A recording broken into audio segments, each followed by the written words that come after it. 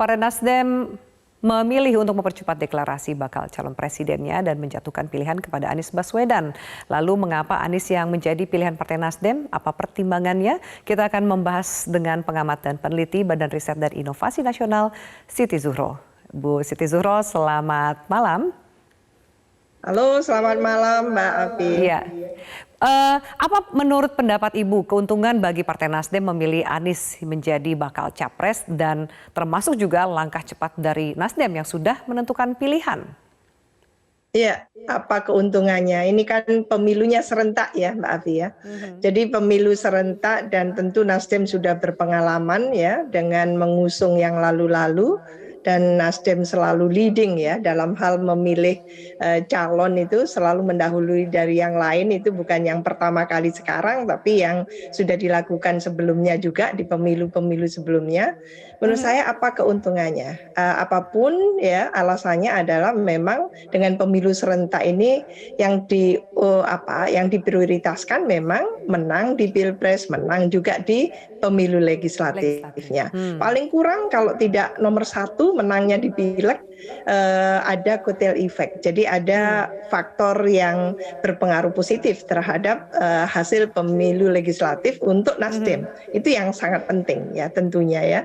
Tidak sekedar Pilpresnya menang gitu, tapi Pilegnya itu juga menambah ya jumlah dan nantinya jumlah kursi untuk Nasdem. Lah ini yang kelihatannya Nasdem sudah berketepatan hati untuk mengusung Anies Baswedan dalam konteks paling tidak bisa menjadi leverage factor ya untuk menambah gitu ya suara-suara yang selama ini masih fragmented, sebetulnya suara yang diterima yang didapat oleh Nasdem itu dari berbagai provinsi gitu ya, daerah-daerah itu basis massa utama itu kan belum tampak sekali gitu.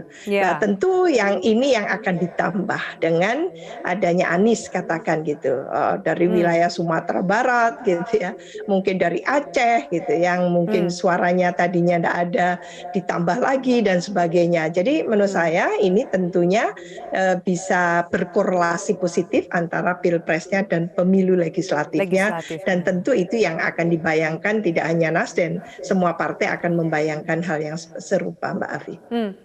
Bu Siti Zuhro, lalu kan ada presidential threshold. Jadi berikutnya setelah mengusung capres harus ada teman koalisi. Apa yang harus dilakukan oleh Nasdem untuk mencari teman koalisinya? Iya, apa yang sudah ditetapkan atau langkah-langkah strategis yang dilakukan oleh Nasdem menurut saya sudah well on the right track ya, karena dari awal itu memulainya itu sudah prosesnya bottom up gitu ya. Prosesnya bottom up yang betul-betul di internal Nasdem itu dimintakan untuk siapa yang akan dijaring. Itu kan sudah proses tidak top down, bottom up gitu. Nah, dari proses bottom up tentu gitu ya sekarang menghitung bagaimana kalau tidak bisa mencalonkan sendiri Nasdem. Harus bagaimanapun juga mencari teman, minimal 2 teman lagi kan gitu untuk mencapai PT tinggi. Nah, PT tinggi ini memang permasalahan yang bikin mumet partai-partai politik Mbak Afi. Jadi tidak hanya partai menengah tapi partai besar pun juga puyeng dengan adanya PT yang sangat tinggi untuk Pilpres itu.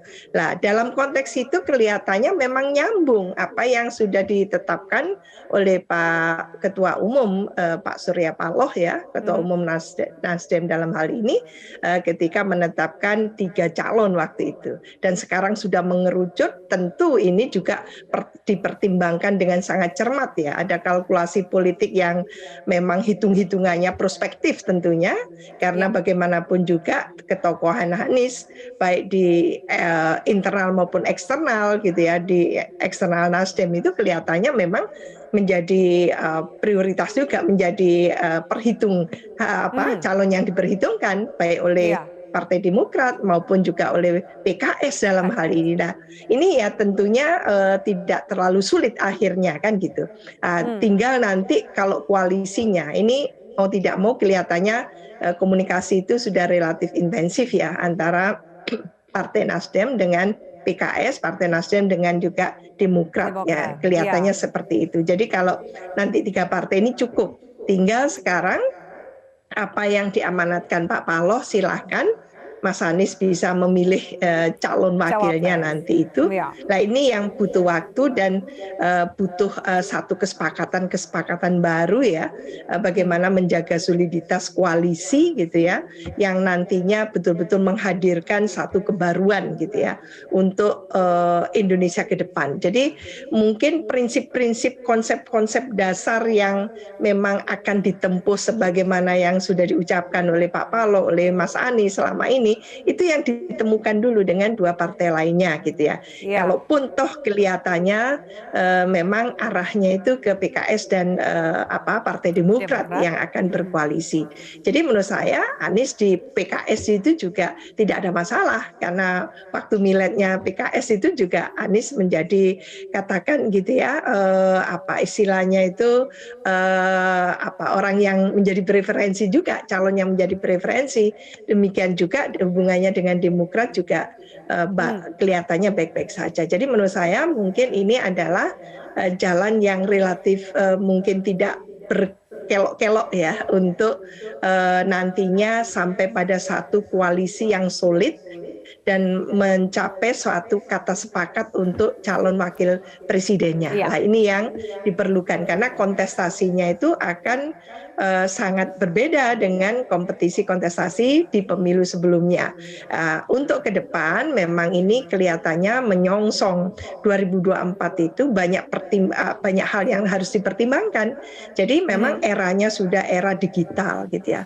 Mungkin sudah eranya digital leadership yang diharapkan bisa nantinya gitu ya berpasangan menjadi duit tunggal antara Anies dengan cawapresnya itu, yang bisa katakan gitu ya bisa memberikan satu animo baru kepada calon pemilih yang sebagian besar sekitar 60% ya itu umurnya di bawah 40 tahun gitu ya. Lah ini yang antara lain juga harus dipertimbangkan banyak hal. Saya pikir partai-partai juga sangat mempertimbangkan. Jadi tidak ekosektoral mungkin memaksakan kehendak dan sebagainya, tapi bagaimana nantinya ya koalisi yang digawangi oleh Nasdem ini akan betul-betul menghadirkan duit tunggal ya, pasangan yang bagus gitu ya, sehingga pasangan tadi itu betul-betul tidak hanya substansinya bagus, kapasitasnya juga oke, tapi juga akan mendapatkan dukungan massa yang sangat luas gitu ya.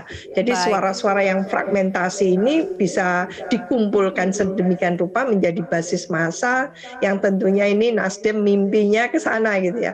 Bagaimana membangun basis massa yang kokoh gitu ya dengan pemilu 2024 yang nantinya itu sangat kompetitif. Baik, terima kasih untuk wawancara yang menarik Ibu Siti Zuhro atas waktu dan juga diskusi Jadi Top News pada malam hari ini.